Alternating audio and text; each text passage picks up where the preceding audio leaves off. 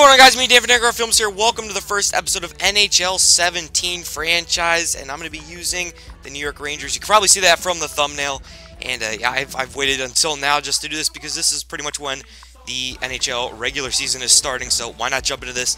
The reason I picked the Rangers is because they have made the playoffs the last 5 years and have not won a Stanley Cup. They have a first-round exit, second-round exit, two Eastern Conference final exits, and then a loss against Los Angeles in the Stanley Cup final, and that is just not good. This team, they're in a vacuum type thing. That's what I like to use right here as like a metaphor. All right, so the whole message of this franchise will be to take one step back, take two steps forward. So you got to go back before you go forward, and you know, this team has talent on it, older talent, because of all the trades they made to just keep adding to their, you know, this massive team that keeps getting so close, but they're just not winning those playoff games or the Stanley Cup.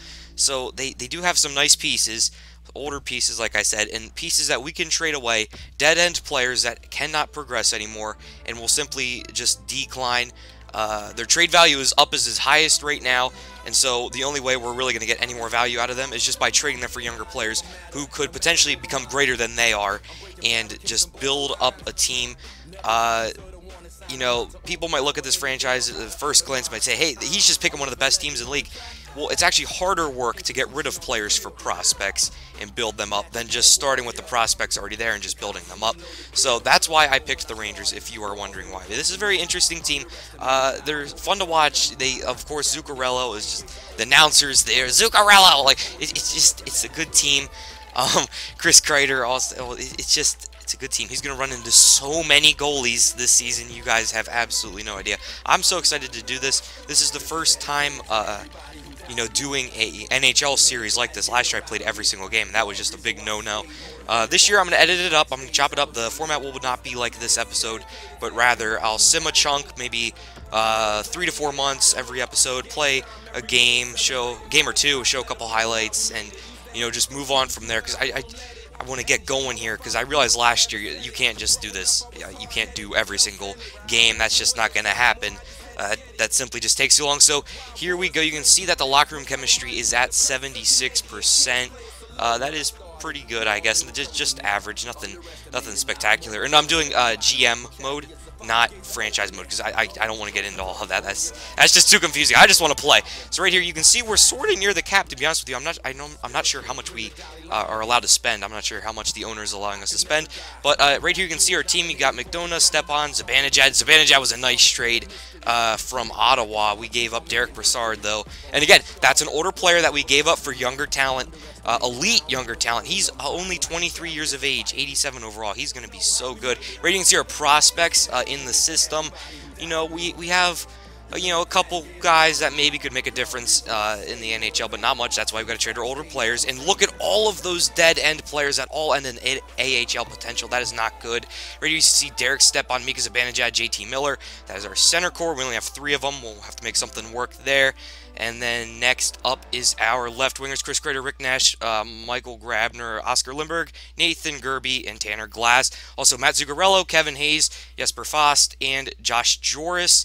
And then our defensemen, Ryan McDonough, Mark Stahl, Dan Girardi, Kevin Klein, Adam Clendenning, and Dylan McIlrath. I'm sorry if I pronounced any of those names wrong. I'm still getting used to the pronunciation here. And also Hendrik Lundqvist and Antti Ranta. So, yeah, right here you can see who's taking up all the money. Rick Nash taking up $7.8 million. Hendrik Lundqvist leads, though, with like over $8 million we're giving him. That is insane. Stepan was $6.5 million. Mark Stahl, 5.7. So, yeah, right there you can see Darren Girardi. He's 32 years of age, and he's taken up 5.5. So he's potentially a guy that we can move out. Right here, we're definitely keeping Derek Stepan. He's the core of this team. He's just one of the leaders. He's 26 years old, 88 overall. Matt Zuccarello, he's 86 overall and 29 years of age. We'll keep him around, even though he's pretty up there in age. Chris Kreider, not much to say about him. He is young talent that we can keep. Mika Zibanejad, that trade I was talking about, he is going to be good for this team. And Ryan McDonough, I forgot to take a screenshot of him. He's 27 years of age, and he's elite, 89 overall, or 90 overall, I don't know. And, yeah, he is going to be good.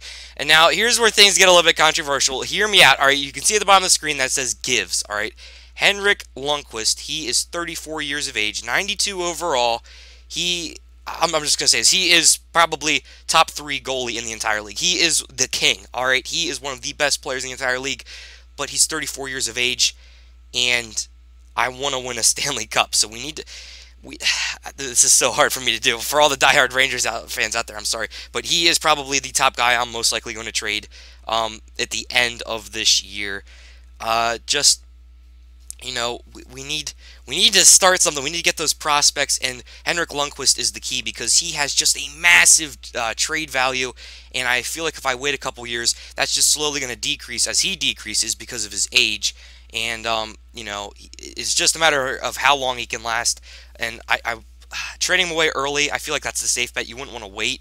So, and I just want to get this series going, and Henrik Lundqvist is one of those guys that we would have to trade away to kick off the series. Next up, we have Rick Nash. He's 32 years old, 86 overall, only 86 overall, so he would be perfect trade. He's at the height of his trade value, and also Dan Girardi. He's been a warrior for us, but he's 32 years of age, also 86 overall, and I don't want these guys to decline because I want to trade them away. Right here, you can take a look at our starting lineups. I did this.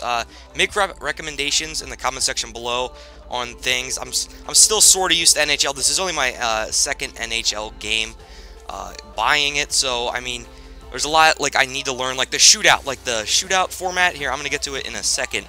Yeah, right here you can see everything. Stepan's advantage at, and then right here the shootout. I don't know which way it goes. Does it go up and down, side to side? I don't know. You need to help me with that. And yeah, Tanner Glass, we scratch Tanner Glass, even though he's a grinder, and he would be perfect for that fourth line.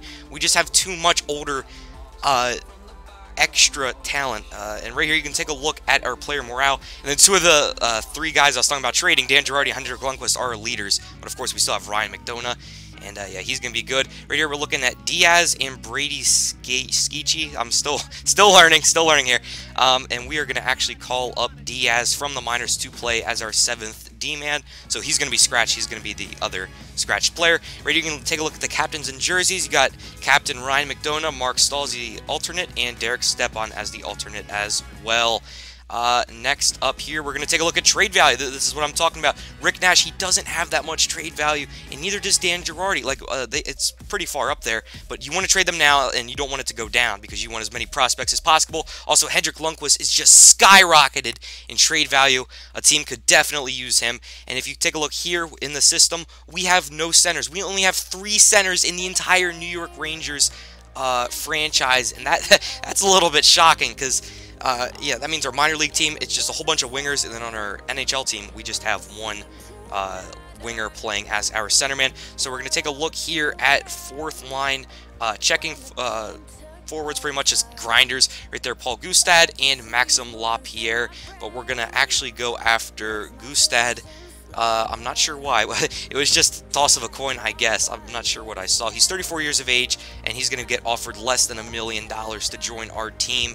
And so hopefully he can either play in the minors or he can be our 4th line center here and possibly move Tanner Glass up. I'm not sure. Right here you can see Michael Grabner, left wing, and Nathan Gerby, left winger. He's a sniper. That just doesn't make any sense. Snipers on the 4th line. I don't like that. I like two-way forwards, power forwards, and grinders on that line because that's the line that just goes out and just nails you. All right, I'm getting fired up over absolutely nothing. But yeah, like I said, the format of these will be completely different. Going forward, there will be games and all this other stuff. Thank you guys for watching. Leave suggestions in the comment section below. Comment, subscribe, your veggies. Go to school. DanCarFilms out. Peace!